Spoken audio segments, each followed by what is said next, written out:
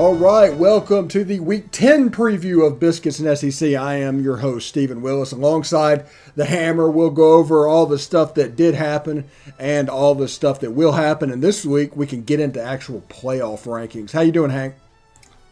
Doing great, Stephen. Thanks for having me. Good to be here. Yes. One week ago, we had four games. You got Georgia that boat raced Florida. We're not really going to talk about that unless you want to talk about Dan Mullen's fall from the grace at all. Vanderbilt and Missouri turned out to be a decent little game, although Missouri's run defense giving up nearly 300 yards to Vandy. That's especially sad. Auburn defeated Ole Miss. Ole Miss now, I think they're down 6 or 7 starters on offense, including a Matt Corral at about 50%. But good win to Auburn. I'm not using that as a crutch or an excuse or anything like that. Just kind of talking about it was. But the game that was probably the game of the week was Mississippi State just absolutely taking it to Kentucky, winning 31-17.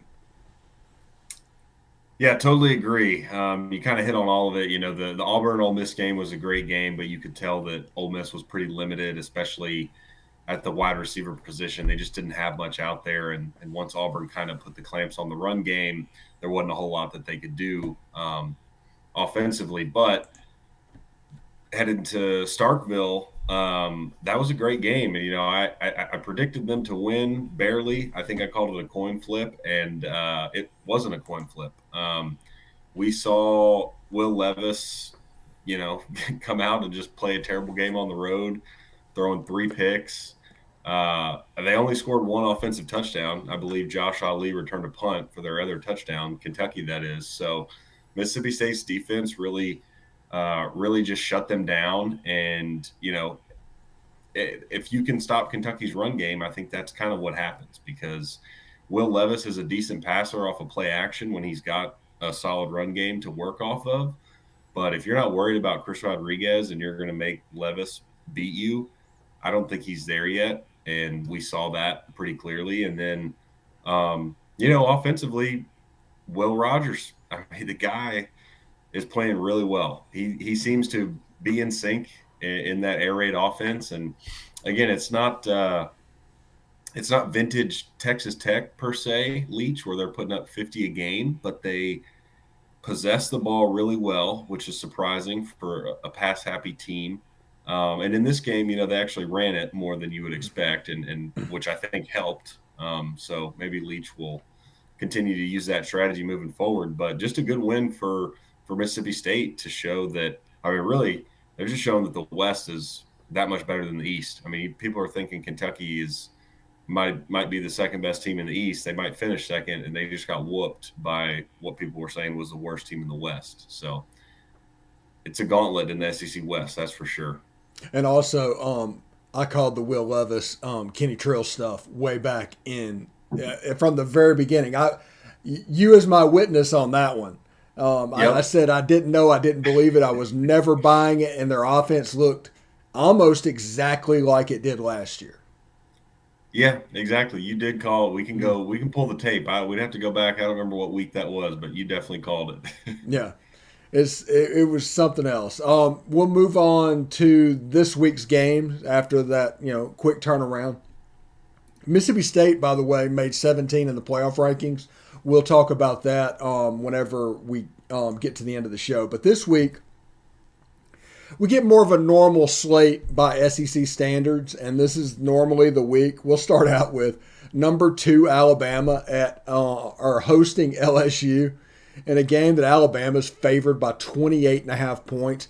Everybody expects Bama to cover this line, and man, how this rivalry has fallen from grace in 10 years. In 2011 was their famous 9-6 game, when it was just an absolute war of attrition, and they met in the national championship game just 10 years ago.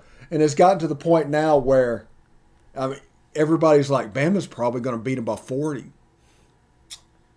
Yeah, it is a little bit sad. You know, this is usually the game that SEC fans circle on their calendar as a heavyweight matchup, and just not the case this year. I do think Alabama will probably beat them by 40.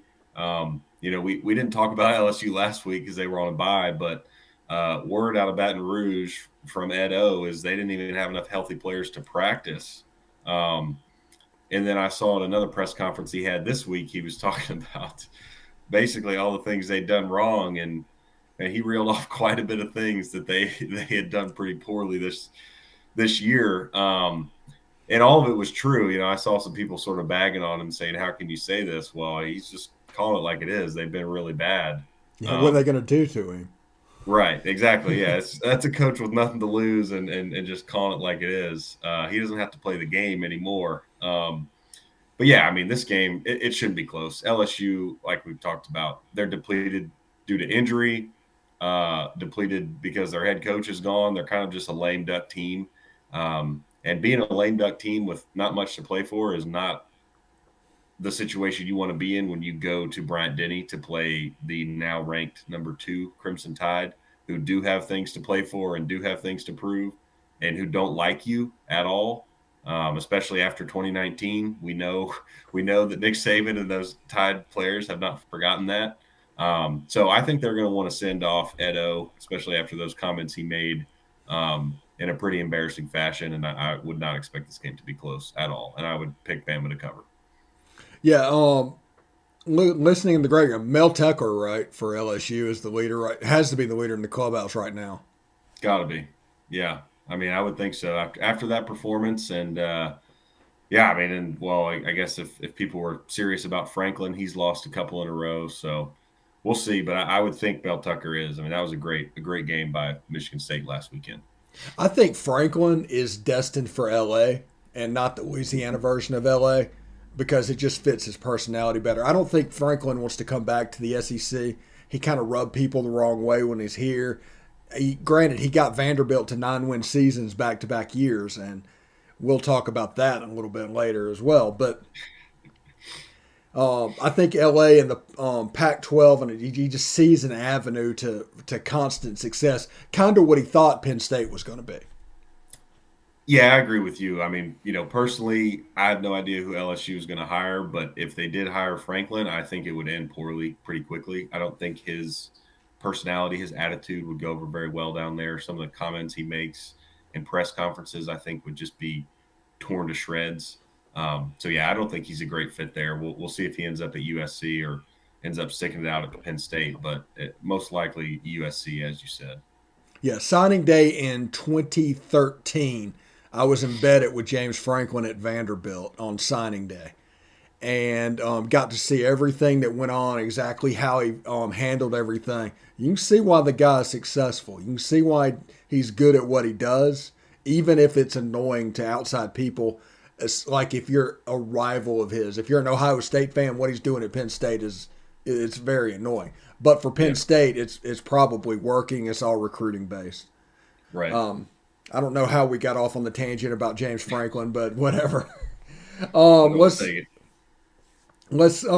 take some walkover games real quick. Florida and South Carolina, both teams 4-4, both teams alarmingly different. I'm expecting Florida to kind of roll in this game. They need to roll. I mean, look, Dan Mullen has had a bad week. Speaking of coaches putting their foot in their mouth in press conferences, he seems to do that on a pretty regular basis. He's done it again this week, making the comments about recruiting, especially on the heels of what Kirby said about recruiting just a day before. Um, so Florida needs this win. They need to win convincingly. South Carolina is not good. We just saw what A&M did to them 2 weeks ago. So if you're Dan Mullen, you look at that game and say this is what we've got to do. We're better because we think we're Florida. We're still in the upper echelon of the SEC. Well, you got to go out and prove it. So I think they will. South Carolina is just not good, and Florida. I don't really know what to think of them. They just seem to be very inconsistent. But they're a much better football team than South Carolina is. And whether it's Anthony Richardson or Emory Jones or who cares at this point, they should be able to run the ball on South Carolina, and they should be able to stop South Carolina's offense, which just doesn't have anything. So I think Florida will win by 3 touchdowns at a minimum in this one. Florida's a sneaky, difficult job. Other than Spurrier and Urban Meyer, every other coach there has not succeeded. So they found that secret sauce, and Spurrier did it by doing what nobody else was doing, which was chunking the ball around the yard. And then Meyer did it by running the RPOs and the spread offense before everybody else. So it was more about finding a coach that's doing things a little bit differently. But even you go back to Galen Hall and those guys before them, uh, there's just not a history. I think Spurrier was the first coach to win an SEC title down there. Yeah, I believe you're right. It's one of those things Mm. where you look at it and you would think, geographically speaking, they've got talent all over the state of Florida. They're the only school in the SEC. So on paper, yeah, it looks like a great job, but you nailed it. I mean, they've had two coaches that have won there, and they won big, Mm.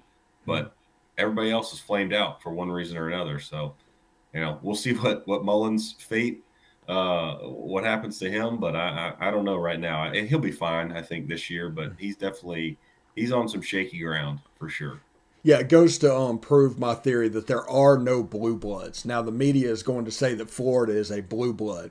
Florida's that not that spectacular of job, and everything that goes on. If you don't get the right coach in there, you can fail. You can fail anywhere if you don't get the right coach into the game.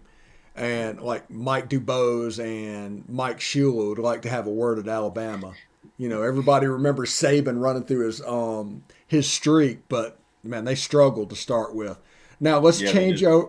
let's change over to Arkansas and Mississippi State, 17th ranked Mississippi State against the Arkansas Razorbacks in Fayetteville. Now Fayetteville has been a house of horrors for Ole Miss. I think State has fared fairly well up there, but Fayetteville's a difficult place to play, and it's definitely harder the later in the day you get them. This game is the 3 o'clock game, the one that's the other side of Auburn and A&M. So it's in the normal friends and family spot. But this could actually be a good game, and if Auburn and A&M get out of hand one way or another, it might be worth checking out. Yeah, I think this will be an intriguing game. I think it should be pretty close. Arkansas obviously started the season really hot and then has cooled down as of late, coming off a bye week. Um, and be playing at home or not a bye week. Maybe they played Pine Bluff. Who knows? But anyway, this was their first bigger game since they lost to Auburn. But I like the way Mississippi State's playing right now, and with Catalan out for Arkansas, I think that really hurts their defense, especially with a pass happy team coming in. We saw what Mississippi State did in a night game at Kyle Field. They did not seem phased at all by a hostile environment. They were able to run their offense no problem. So I think they'll do it. I mean, we just saw them beat Kentucky by stopping the run. Well, Arkansas likes to run the ball. So if they can stop Arkansas's run game, then I like their chances. And I think Mississippi State has decent corners as well. So while Traylon Burks is a very good weapon, and I don't think they're going to, stop him per se. I don't think they're going to let him beat him either. So I like Mississippi State to go in there and win a close one. Maybe 31-28, 31-27, something like that. But I like what State has going right now. Yeah, one thing to keep in mind about that A&M game. For some reason, Mike Elko decided to play Mike Leach's offense with a little man coverage and play it straight up. And every one of those plays, like I say every week, is a man beater. It's designed to beat man. That's how Wes Welker got to the pros. Danny Amendola running that position in a Mike Leach offense. I don't think A&M will do that again. But Arkansas is going to drop back with that drop 8. They're going to keep everything in front of us. That's where they introduced it, and you'll get to see if Will Rogers can put together another game like that Kentucky game. Because if he can do that, he's on the road to being special in this conference. But that drop 8, this will be the first time Will Rogers has seen it because last year was KJ Costello. It can be a little bit of a different animal. Yeah, it'll be a big test for sure. Like you said, Odom knows what he's doing. But I just like where Will Rogers is right now, and we'll see what he can do. Like you said, should be a big test and a close game. Arkansas, they're not going to lay down. I think we've seen that. Sam Pittman has that team playing hard. So if you're going to win, you're going to have to earn it. Yeah, And both of these teams are competing for bowl eligibility. I mean, they're probably going to get there because State has Tennessee State, and Arkansas is bound to get another win along the way. Although I think they have Alabama next. Maybe they have Missouri at the end of the season, and if they don't run for 600 yards against Missouri, something's wrong. Yeah, they've got Mizzou and LSU left, as you would think you could pencil in some wins there for Okay, them. that sounds like Texas Bowl for the Arkansas Razorbacks, but good season for them. Yeah. Missouri and Georgia in the what this should honestly be the friends and family game. 11 o'clock on ESPN. I mean, Missouri's giving up 290 yards rushing a game. Vandy ran for 3 bills on them last week. They're just going to hand the ball off to their stable of running backs. I'll be surprised if Stetson Bennett throws 5 passes in this game. Yeah, I'm with you. I mean, we don't need to spend much time on this. I think Mm, Georgia beat Vanderbilt. What was it, 62-0? mm. It'll probably be very close to that. Maybe Missouri can scratch out a touchdown or a field goal here or there, but Georgia's going to be able to do whatever they want. I mean, Zamir White could play quarterback, and they would win by 50. So Yeah, this game is going to be over quick. yeah. Liberty Flames come into Oxford to face the 16th ranked Rebels. In Vaught Hemingway on the SEC Network. It's a game to where actually, if you listen to the other show we have on the channel, Talking Ball, we actually floated the idea of resting all 3 of the starting wide receivers and resting Matt Corral this week. We would let the backups handle everything. You should be able to good enough to run the ball on Liberty and get the win. Your defense is playing well. I would do that. Get ready for A&M. Yeah, I don't think that's a bad plan. I mean, especially what's his name, Altmaier, I believe, is the backup, correct? And Yes.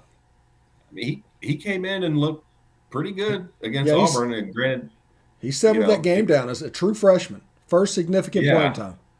yeah. I mean, he wasn't in for a ton of time, but hey, coming in a hostile environment like that on the road, he looked fine. So if you want to put him in at home in a place he's much more comfortable at against Liberty, I don't think I wouldn't have a problem with that.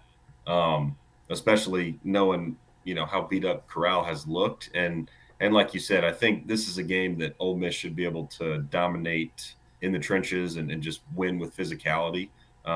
Malik Willis is a good player and Liberty's no pushover, but they're also not a team that should be able to come on the road and really give Ole Miss many issues.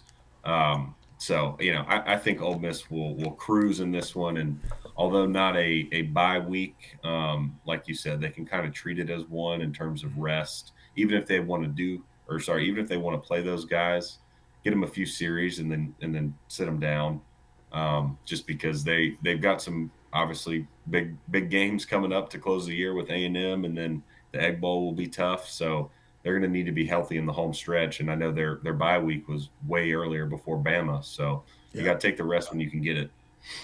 Yeah, absolutely the case. And they probably won't do it because Lane and Matt Corral have a crazy kind of symbiotic relationship. And Matt Corral is a guy that's super competitive and wants to play. So he'll get out there on crutches if he could and throw the football around just because that's the kind of guy he is. But yeah, it is what it is. Now we get into the games that I think will be the 2 games of the weekend. Number one, Tennessee goes up to the big grocery bag at Kroger Field and Kentucky. Uh, Kentucky's a 1 point favorite. It's on ESPN2. It's a night game. After Will Rogers had all of that success, Hendon Hooker has to be licking his chops, right? He should be pretty healthy at this point.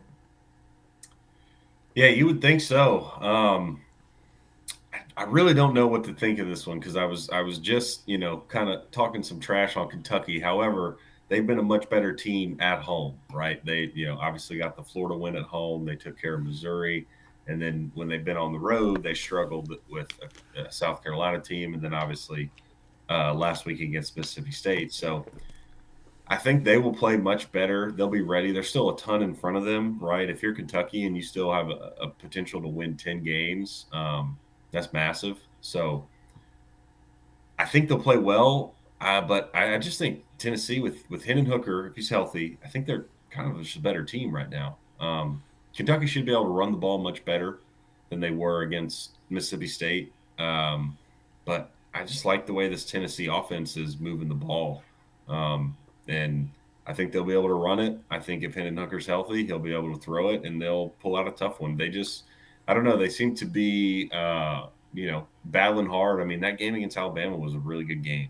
And they're coming off of that tough loss, obviously, and then the tough loss to Ole Miss. So they're hungry. They're ready to win a close game and not just play a close game only to fall short at the end. So I think I think they'll go up there and pull it out. I just think they've got a little bit more juice on offense right now and confidence, and Kentucky's kind of reeling.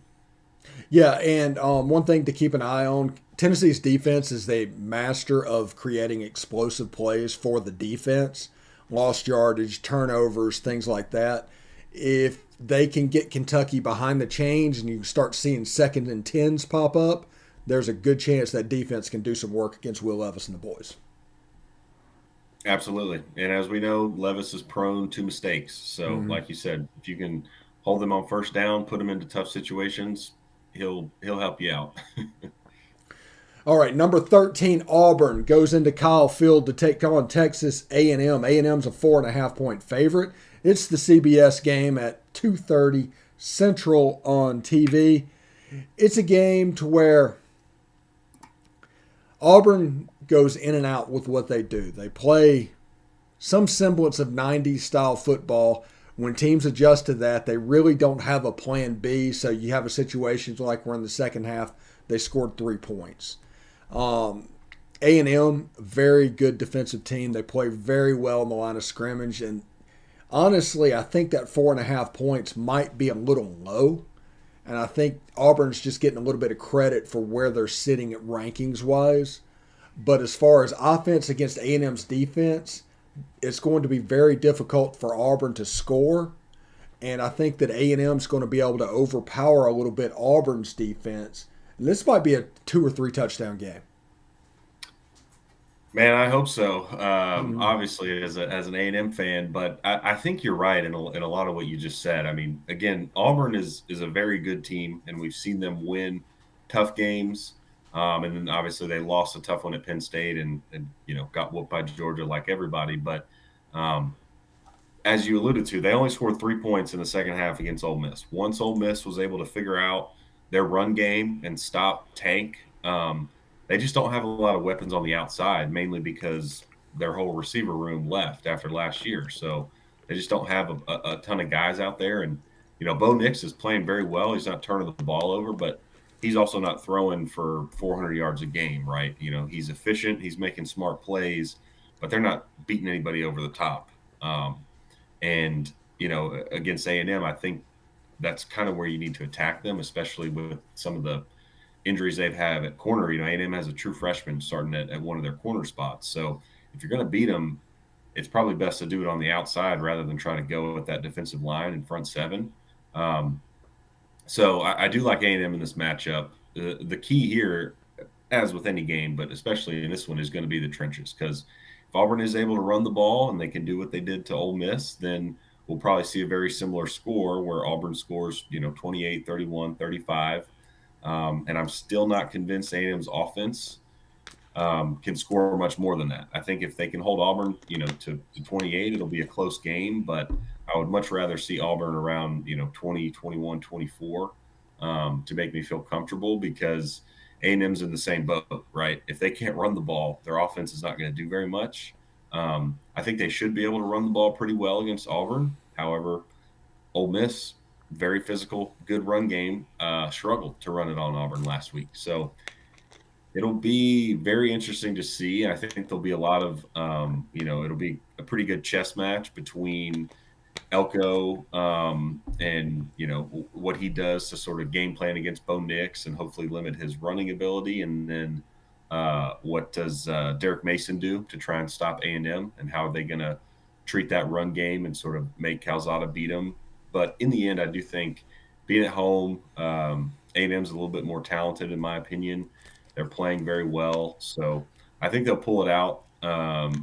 Maybe by a touchdown or even less. I think this will be a close game. just because Auburn fights. They don't give in. So be a close game, very good, but I do think A&M will pull it out in the end. Yeah, it should be interesting. Worth noting that Derek Mason made his bones by shutting down Oregon back in the day. When nobody else could stop him, somehow he had the secret sauce. He did the same thing to Ole Miss last weekend. A&M, a different type of offense, though. They're more like what they used to see in practice at Stanford. So, worth talking about. Okay, playoff rankings came out Tuesday. What are your impressions? What do you make of them? Well, I didn't have a ton of takeaways really. Two main ones, I guess. So first of all, I try not to get too wrapped up in this, especially the first one, because a lot of the stuff is going to work itself out with teams playing each other. Um, but I will say I was surprised to see Alabama at number two, just because they obviously have a loss. So you're putting them ahead of several undefeated teams, which I wasn't sure the committee would do. Personally, I don't have a problem with that. I think if you're being honest, Alabama is probably the second best team in the country, right? Who would be favored against Alabama on a neutral field other than Georgia? No Yeah, one. nobody. Yeah. So while I don't disagree with them being ranked there, I thought it was surprising that the committee did that. Um, but if you're behind Alabama and you're upset about that, again, it'll work itself out. They've got to play out. If they lose another game, they're done. I mean, no two-loss team has made it yet. I don't see that happening this year. So it really doesn't matter that Alabama is up there. Um, the other one that surprised me, though, was Oklahoma being at eighth. Mm-hmm. Um, again, they're undefeated. You and I have watched their games. I don't think they're that good. They played a lot of very bad teams very closely and lucked their way into some wins. But I thought the committee again would just value that zero in the loss column a lot more, and they, got put behind Michigan, Ohio State, Oregon, and Alabama, all with losses. So that surprised me a little bit. Um, but that was kind of it. I expected Cincinnati to get left out of the top four. I don't really have a lot of faith that they're going to get in, nor do I really think they should. But we know what this is, right? These are all Power Five ads sitting in a room. They're not going to put Cincinnati in there. It's just not going to happen. So unless there's total chaos, they're going to look for any excuse to put another team in ahead of Cincinnati. So I wasn't surprised to see them at six. Yeah. What are your thoughts on it? My thoughts is I'm okay with 1, 2, 3, and 4.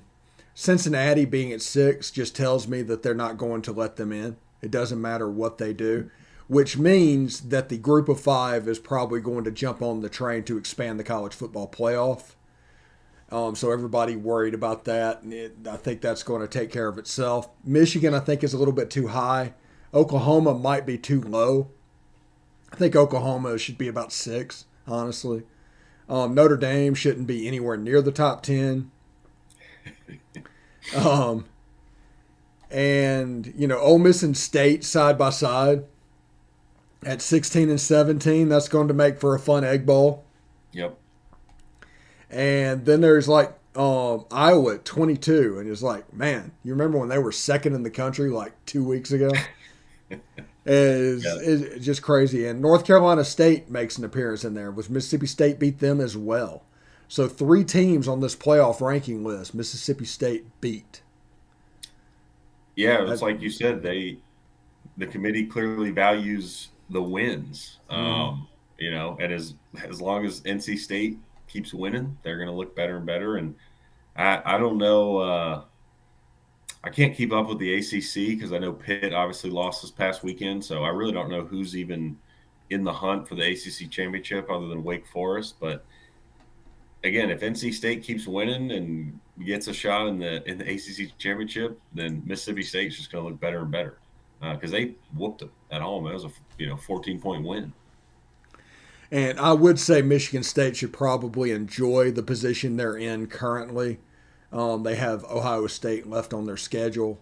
This is the time of year when the Big Ten just really starts to chew each other up. Michigan has Penn State. Michigan State has Penn State. They're going to get one of those. is the craziest thing. And then you're going to look up there, and there's going to be one Big Ten team left. It's going to be Ohio State, and you're going to figure out like, how did that happen? But I Right. will say this: if Ohio State were to drop a game against Michigan at the end, like all the damage is done and Michigan's out, and they just drop that game, Ohio State's out. It's that may be the path for Cincinnati to get in. Yeah. Yep. Exactly. Like I said, there's not been a two-loss team make it before, and I don't think the committee will do that. So yeah, if you're Cincinnati, you just need to hope that the Big Ten eats itself alive, that Alabama loses another game so that they're out, and really they better hope either Oregon or OU drops a game as well. Now they might put a one-loss OU team in ahead of Cincinnati with a Big 12 championship. I don't know, but all those teams in front and even hovering behind Cincinnati, uh, you better hope that they lose because the committee clearly does not want to put Cincinnati in. Yeah, yeah. And group of five teams, expand the playoff. Quit trying to jockey over what's going on. Quit trying to do whatever you need to do and expand the playoff. The ball's always been in your court. There's more of you than there are Power Five teams. So you join in with the SEC, you guys have the advantage. The Big 12 is going to vote for it as well. The Pac 12 is probably going to vote for it as well, seeing they've been there twice in 10 years or something like that. Yeah, So, they better vote for it. yeah, it is what it is, man. Hank, thank you very much for stopping by today and talking a little ball. Hope you have a great weekend and good luck to your team down at Kyle Field this weekend. Thank you, sir. We will do our best and try not to read too many Hugh Freeze news clippings with him returning to town. Yeah, I think it's very important that Ole Miss massages this situation carefully. Yeah, yeah, that's one way to put it, Yeah. isn't it? So, all right, we'll catch you next week, man. Have a All good right, one. sounds All good, right. Stephen. Thank you.